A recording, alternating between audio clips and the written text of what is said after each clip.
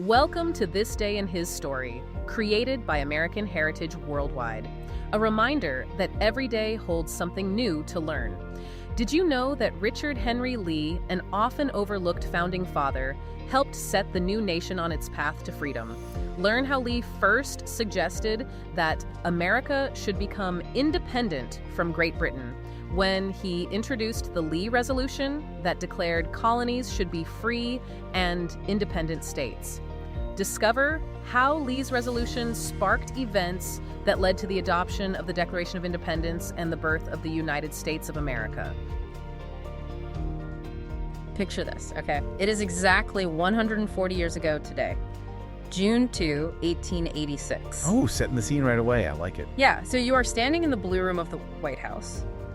The floral arrangements are, absolutely immaculate. The atmosphere is incredibly exclusive. Right. And standing right there at the altar is the sitting president of the United States exchanging vows with a 21-year-old. It is, it's quite the image. And honestly, it completely subverts our conventional view of 19th century presidential austerity, Totally. We tend to imagine that era as just like endless rows of stoic men with severe facial hair, not these high society White House weddings. Right, yeah. We're talking about Grover Cleveland today on The Deep Dive. He's the 22nd and, as we'll uncover later, the 24th president of the United States. Yep, the only one to do that. Exactly. And the paradox of that Blue Room wedding is, I think, the perfect jumping off point for what we're unpacking today. We've got this whole stack of sources covering a man whose entire life was basically a massive contradiction. Oh, absolutely. Contradiction is the perfect word for him. Our goal today is to figure out how a leader who was so notoriously stubborn and so famously inflexible managed to carve out a reputation as a fiercely honest politician, especially during one of the most famously corrupt eras in American history. Right, and that backdrop, the Gilded Age, is really the key to unlocking his behavior, I think. Yeah, you have to understand the era to understand the man. Exactly. Because following the Civil War, the United States didn't just grow. I mean, it exploded. We saw rapid population increases, massive industrial expansion, but that prosperity was entirely lopsided. Yeah, it wasn't exactly trickling down to everybody else. No, not at all. This was an era defined by immense unchecked wealth, and it was all concentrating in the hands of a few politicians, bankers, and industrialists. And usually at the direct expense of a struggling working class, right? Precisely. I mean, corruption wasn't just a bug in the system back then. It was the operating system. Wealthy businessmen basically purchased political influence just to maintain their monopolies. Which brings us to Cleveland's entrance. He is the first Democratic president elected after the Civil War, which, is a massive political shift in itself. A huge shift, yeah. But considering the rampant corruption you just described, his approach to the presidency is what really fascinates me. Going through his record, my mind keeps going to this image of, a bouncer at a really shady nightclub. Okay, a bouncer. I like where this is going. Yeah.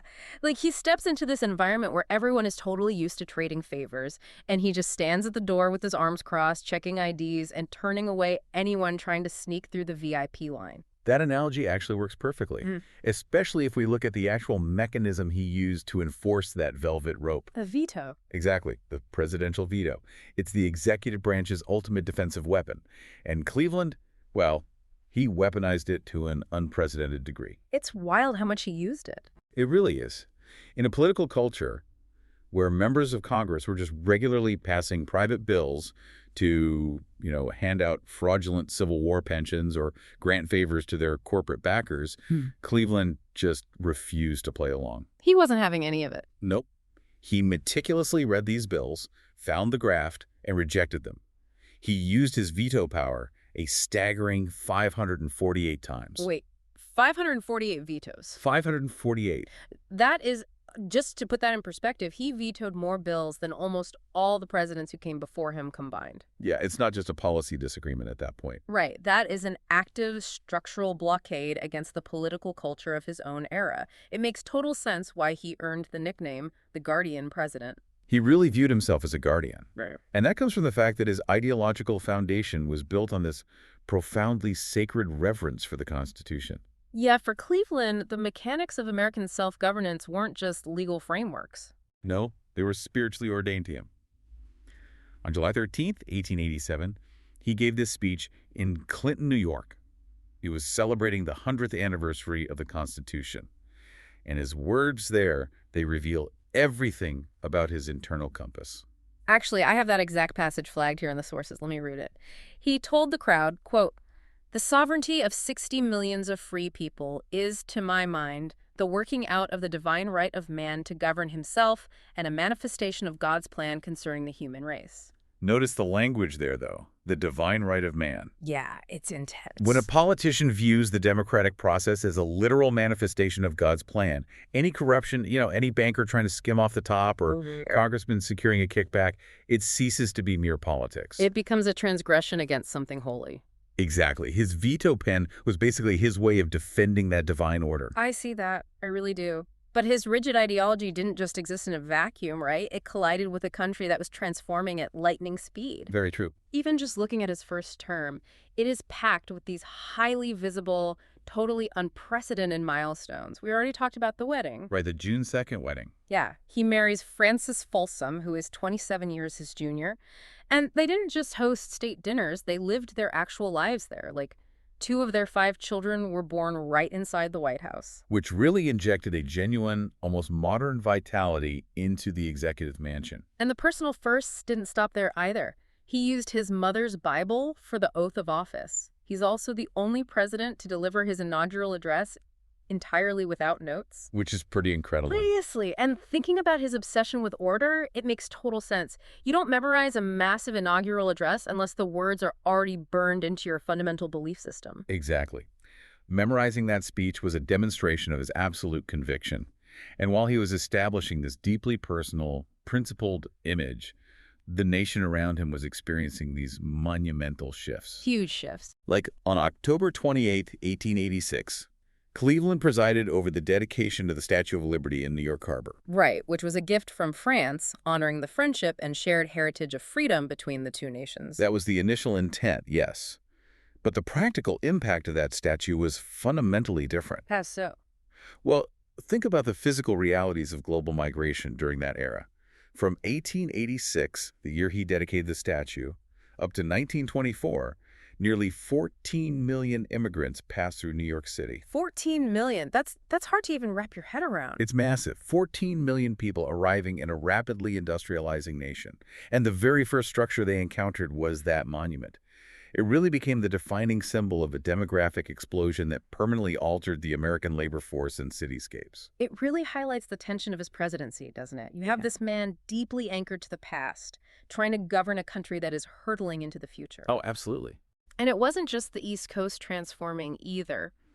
Out west, his first term saw the surrender of the Apache chief Geronimo, which marked the end of the Apache Wars. Right. The frontier was closing. The population was exploding.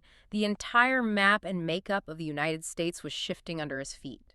And those massive demographic and industrial shifts, they really laid the groundwork for the catastrophe of his second term. Yeah, because we have to remember, Cleveland is the only president to serve 2 non-consecutive terms. Yeah, right. He loses the 1888 election, runs again in 1892, and wins. But when he returns to the White House for that second term spanning 1893 to 1897, the celebratory energy of his first term is just completely erased. Totally gone. The sources describe his return to power as walking straight into a crucible. Because almost immediately, the country plunges into a severe economic depression. And this is where his rigidity, that bouncer mentality we talked about earlier, it stops looking like heroism and starts looking like a massive liability. Because he wouldn't budge. Exactly. Depressions require economic agility. When an economy collapses, the suffering working class usually needs the government to inject liquidity, which essentially means increasing the money supply and creating inflation. Right, because inflation makes debts easier to pay off, which is a total lifeline if you are, like, a struggling farmer or a factory worker. Precisely. But Cleveland was a strict gold Democrat. Meaning he absolutely refused to budge on the gold standard. He championed it, yeah. The gold standard meant every single dollar of paper currency had to be backed by physical gold reserves. Okay. It severely limits the government's ability to print money, which prevents inflation. Cleveland viewed the gold standard as the only mathematically honest way to run an economy. So to him, inflation was just dishonest. Yes. He saw printing money to relieve debt as a form of national theft, regardless of the immediate devastating pain it inflicted on the working class. So he protects the value of the currency, but he sacrifices the people who actually use it. Which honestly brings us to the most jarring contradiction in these sources. I think I know what you're going to say. I just need to understand his labor record, because on one hand, he signs legislation creating the National Labor Day holiday. Right. So on paper, he honors the American worker. But during this exact same economic depression, he sends in federal troops to violently crush a massive labor strike. How does a president reconcile signing Labor Day into law while ordering soldiers to attack striking workers? It's a huge contradiction. To make sense of it, we have to look really closely at the Pullman strike of 1894. Okay, let's get into it. The workers at the Pullman Palace Car Company, they weren't striking out of malice. They were striking out of pure desperation. George Pullman ran a company town in Illinois. Which means he owned the houses they lived in, the stores they shopped at, everything. Right. And when the Depression hit, he slashed his workers' wages dramatically. Yeah. But he absolutely refused to lower the rent. He charged them to live in the company-owned housing. They said they were effectively being starved by their own employer. The conditions were brutal, just totally unlivable. So in response, the workers struck. And the American Railway Union joined them in solidarity. And it got huge, right? It quickly spread, yeah. It paralyzed rail traffic across the entire Midwest from June to July. Commerce just ground to a halt. Mm-hmm. But Cleveland did not view this through the lens of starving workers protesting an unjust employer. Of course not. He viewed it through his single overriding obsession, federal order. And the railways carried the U.S. mail. That was the fatal loophole. Because the striking workers were preventing the trains from moving, they were obstructing the delivery of the federal mail. To Grover Cleveland, obstructing the mail wasn't a labor dispute. It was an illegal rebellion against the sovereignty of the United States government. His quote from this moment is actually chilling. He said, "If it takes the entire Army and Navy of the United States to deliver a postcard in Chicago, that card will be delivered." I mean, that isn't about protecting the railroads. And it certainly isn't about mediating a dispute. That is a man willing to unleash the military might of a nation over a postcard, purely because the principle of federal authority was being challenged. And he followed through on that threat, too. He deployed federal troops to Chicago to break this strike. The human cost of Cleveland maintaining his version of order was just devastating. People died. Nearly 30 people were killed as the military violently crushed the workers' resistance. 30 lives lost because they couldn't afford rent. And their president prioritized the mail over their survival. The political blowback must have been instantaneous. Oh, it destroyed his political career. The Democratic Party was just furious at his betrayal of the working class and his violent overreach. They completely turned their backs on him. He lost his base, his allies, and his influence. Wow. Looking at this entire record, his legacy feels less like a straight line and more like a deeply conflicted web. He is an anti-corruption crusader who manages to alienate everyone around him. He's a man who possesses fierce moral clarity on some issues, but total blindness on others. Yeah, his blind spots were huge. Like, take his foreign policy, for instance. When the monarchy of Hawaii was overthrown, Cleveland actively opposed it. He stated publicly, quote, "I am ashamed of the whole affair." He really recognized the injustice of violating another nation's sovereignty. He did. He applied his strict constitutional morality right to the international stage. But then you apply that exact same moral compass domestically to the issue of suffrage, and the logic breaks down entirely. Oh, right. He firmly opposed giving women the right to vote. Based on the justification that sensible women didn't want it, Right. the cognitive dissonance is staggering. How does a leader fiercely defend the sovereignty of a foreign monarchy while actively suppressing the democratic voices of half his own population? Well, the unifying thread isn't logic. It's his unwavering belief in his own righteousness. Cleveland never made decisions based on political calculation or public sentiment or shifting societal norms. He made them based solely on what his internal compass dictated was correct in that exact moment. Just trusting his gut, basically. Yeah.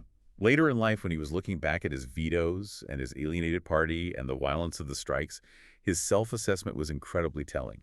He said, "I have tried so hard to do right. Someday I will be better remembered." I have tried so hard to do right. I mean, it almost sounds like a plea. It does. And to really understand the psychological weight of that statement, we should look at the 19th century hymn included in our source material. Oh, the Choose the Right hymn. Yes, written by Joseph L. Townsend, with music by Henry A. Tuckett. Reading those lyrics, it feels less like a hymn and more like Cleveland's personal manifesto, honestly. It really does. Let's analyze the second verse. It goes, choose the right, let no spirit of digression overcome you in the evil hour. There's the right and the wrong to every question. Be safe through inspiration's power. There's the right and the wrong to every question. That is such a dangerous way to view a rapidly industrializing country. Absolutely. I mean, the Gilded Age wasn't built on absolute right and wrong. It was built on massive, complex gray areas. The Pullman strike was a gray area. The gold standard was a gray area. But Cleveland fundamentally refused to acknowledge nuance. He totally refused. Yeah. And the third verse of the hymn offers the promise that kept him going. It says, there is peace in righteous doing. Choose the right in all labors you're pursuing. He was seeking that peace. Exactly. He believed that if he stubbornly adhered to his binary code of right and wrong, regardless of the political suicide it required and regardless of the human suffering it sometimes ignored, history would eventually vindicate him. Well, history's vindication is always complicated. After his second term ended in 1897, he didn't just fade into obscurity. No, he stayed relevant. Yeah, he remained a figure of immense institutional respect. He even consulted with incoming President Theodore Roosevelt, which is kind of ironic considering Roosevelt was the embodiment of the flexible, progressive energy Cleveland so deeply distrusted. Very ironic, yeah. Cleveland ultimately retired to Princeton, New Jersey, and passed away from a heart attack on June 24th, 1908. He was 71. His story is just fundamentally American, with ancestral roots tracing back from England to Massachusetts all the way in 1635. And despite the severe consequences of his rigidity, the enduring takeaway from the sources is that he is remembered as a relentlessly hard worker. And a politician whose honesty could not be bought. Right? He was the bouncer who never abandoned his post, even when the entire club was burning down around him. Which leaves us with a lingering question. Let's hear it. The hymn we dissected challenges the singer. In what ways do you choose to do the right thing? When you look at Grover Cleveland, a leader who refused to compromise his principles, even when it cost him his party, and even when it resulted in the tragic deaths of 30 striking workers, does his absolute stubbornness make him a heroic guardian of his time or a prisoner of a dangerously narrow moral compass? That's a heavy one. It is. And in your own life, when you are faced with a complex gray area, what sacrifices are you actually willing to make to choose what you believe is right? Something to mull over. We'll catch you on the next Deep Dive. Thank you for joining us for this day in his story. May the lessons of yesterday inspire you to see God's hand today and to play your part in his story now. For more faith-based learning, visit ahsworldwide.org, the homeschool for faith and family.